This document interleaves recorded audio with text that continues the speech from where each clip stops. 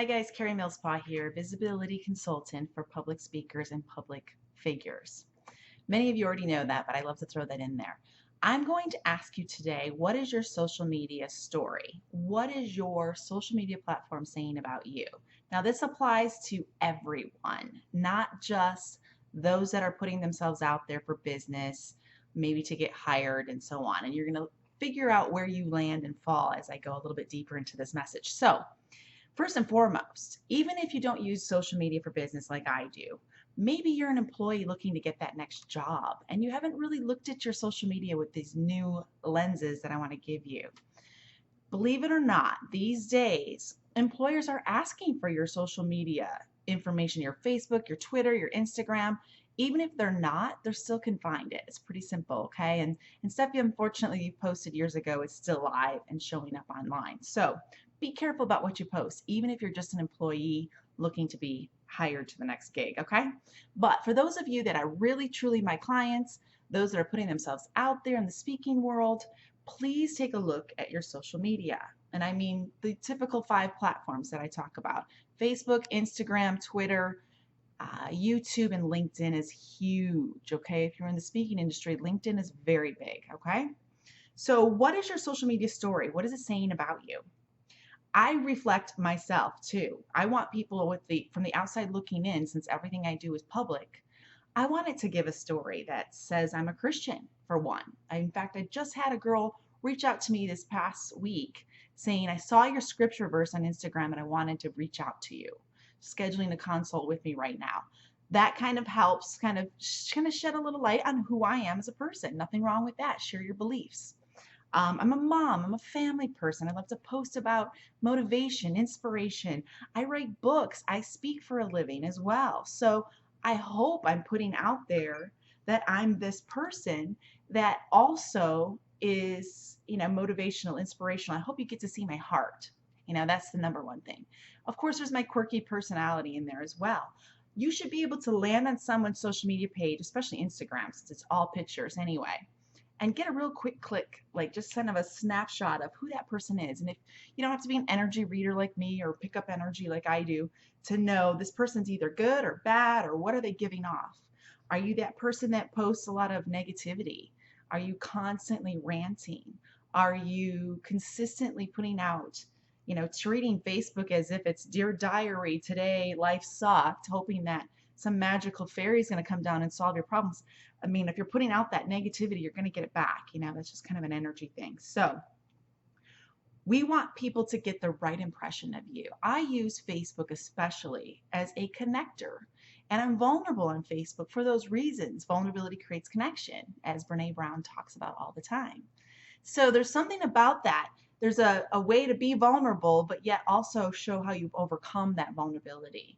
It's okay to be real. Trust me, I love me some real. And it's hard to find these days, especially on social media platforms where people are pretending often to be something they're not, and they're not showing you the dark side. They're not showing you that, hey, I'm going through something right now and I'm real.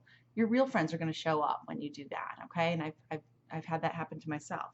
So the key thing too is a while back, I kept taking all these cocktail pictures, and my mom's like, Karie, you look like you have a drinking problem. And those that know me, I drink really rarely. I'm a very, very minimal social drinker. If I'm out with my girlfriends and the sun is setting and that glass of wine looks just right for a perfect Instagram shot, I'm probably going to take a picture. But I didn't realize that the space in between the photos looked like I was drinking nonstop all the time every day, until mom kind of was like, this looks bad. And it did. It started to go, okay, wait, maybe I need to pause a little bit on that. I don't want to give the wrong impression. I definitely don't have a drinking problem. And alcohol is not something that controls me or something I run to. It's not a crutch for me. So again, sometimes that outside reflection makes a difference, which I also say, Google your name. Google your name and see what pops up.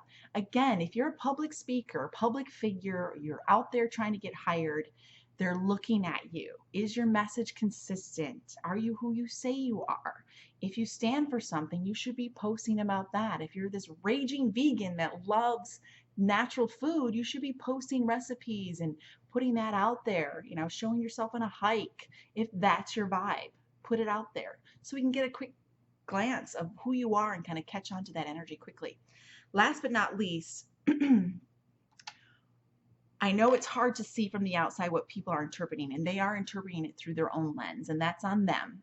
You know, if they think for some reason you're intimidating, or I get that one all the time, or something's along the lines, I'm probably the most approachable person on the planet and the warmest person you'll ever meet in person, but for some reason I get that intimidation factor from others that don't know me very well.